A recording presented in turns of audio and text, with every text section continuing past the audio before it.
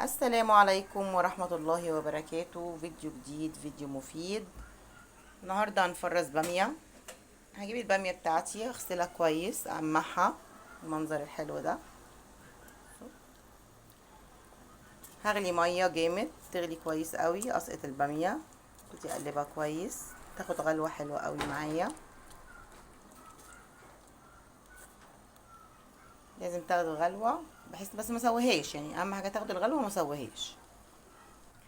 طبعا انا مش بسويها سوا كامل، انا بديها بس يا دوبك صدمة كده مع المية السخنة المغلية، تاخد غلوة اتنين، وبعد كده اقلبها كويس بالمنظر ده. نقلبها حلو كده كويس عشان كلها تبقى تستوي سوا واحد.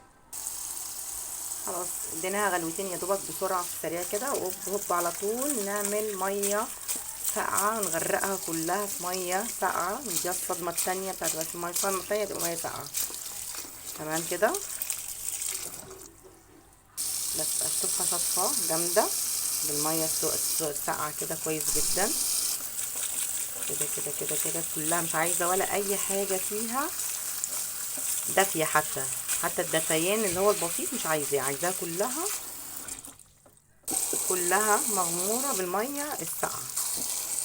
تمام كده، نضيع كل السخونية اللي فيها، وهنبتدي نصفيها ونكيسها في الاكياس، نخرج الهواء من الكيس ونربطها كويس برضو، نوديها الفريزر كده. تمام، علشان اي برضو مرأة عاملة بتشتغل مش فاضية، حد جاي لي عزومة سريعة، أكلة سريعة، طلع على طول أعمل التسبيكة بتاعتي الجاهزة.